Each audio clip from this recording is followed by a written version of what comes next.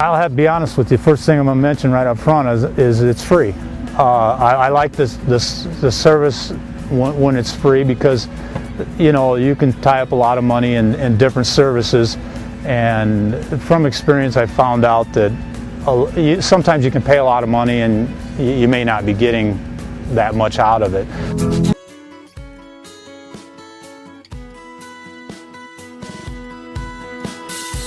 Good afternoon, welcome to GrainTV. My name's Cody Bills. Today is Tuesday the 10th and we had a WASDE report out at 11 o'clock Central Standard Time today. But before we get into that, let's turn over to the grain hedge trading platform and see where we closed off the day. Corn trading down a penny, soybeans down 9 1/4 cents, and wheat in Chicago trading up 4 cents on the day. Now going into this morning's trade session, we did have the US dollar putting pressure on commodities here, up again after breaking through those highs just 5 days ago here, breaking through those highs that were set back in January. Seems as though we're trending higher here as the US dollar gets more and more strength. It really is making it more difficult for commodities based in US dollars to compete on the global markets. But now let's talk a little bit about the WASDE report here, because this is one of the major market movers here today. As soon as they released it at 11 o'clock Central Standard Time, we did see corn move higher here.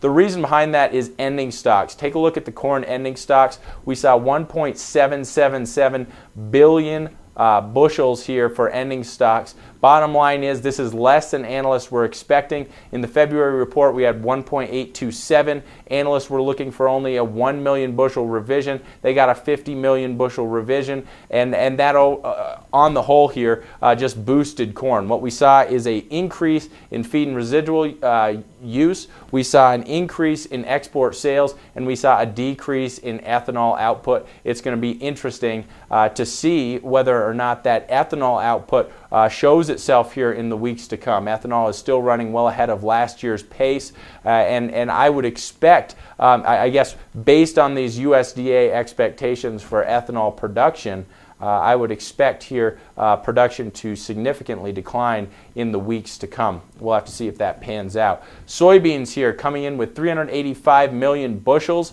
for ending stocks. That was a surprise to the market. Of all the commodities here, analysts were expecting soybeans to have the largest revision, and they were expecting a revision lower. Ending stocks here would be affected by export sales, and of course export sales are running well ahead of pace to meet USDA expectations. Just last week we were about 97.7% sold when you think about meeting the existing export sales projection.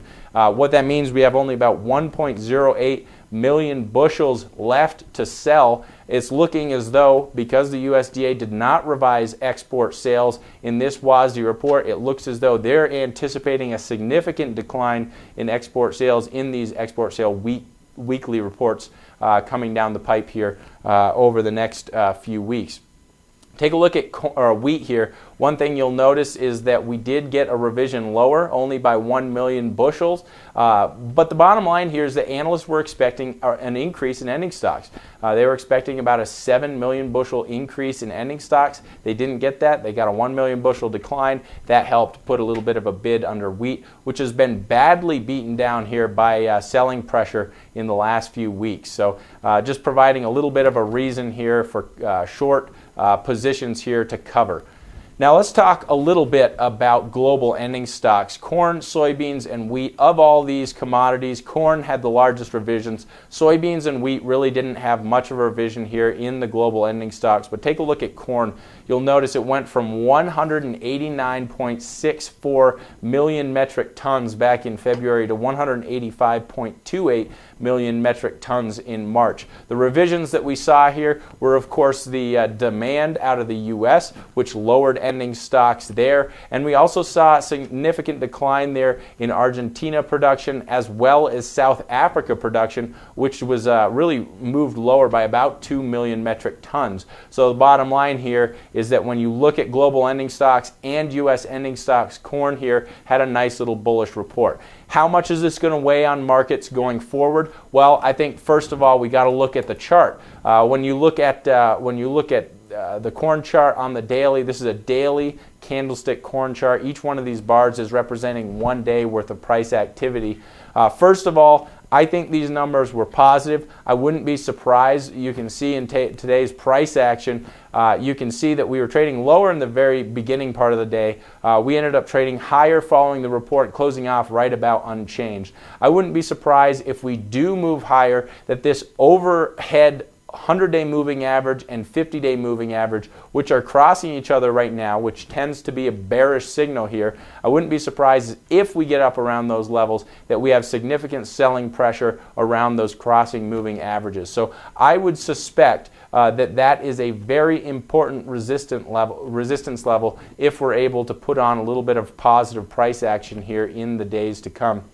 Bottom line, though, traders are really going to be focusing on that March 31st planning intentions report. That's going to be a critical driver of trade here in the weeks to come. So I think people are probably going to shake off, traders are probably going to shake off the numbers that came out here today as early as really Wednesday, Thursday this week, and really start focusing on what's coming down the pipe. That is going to be the major market mover. Let's talk a little bit about soybeans here, because this, I think, is also an interesting chart. You'll notice last week we really saw significant selling pressure in soybeans, but Friday we were able to find a little bit of support here. Big old doji able to close near the highs, kind of signaling that perhaps the selling was overdone and we're going to get a little bit of a rebound here. We got that rebound follow through on Monday, but this report just didn't do anything to help soybeans, and we're unable to hold on to those gains that we saw yesterday. Seems as though it's a bit of a turnaround Tuesday here in the soybean complex. I wouldn't be surprised if we see some weakness here coming down the pipe tomorrow. Guys, that wraps up today's show. If you have any questions about what we talked about today, give us a call. The number's 877-472-4607. If you haven't done so already, go ahead, take a demo of that grain hedge trading platform. You're going to find how easy it is to monitor quotes when you're out and about and you're away from your desk. You'll be able to monitor your positions, monitor your quotes. It's just a responsible decision as a producer. Thanks a lot for tuning in. We'll see you here tomorrow.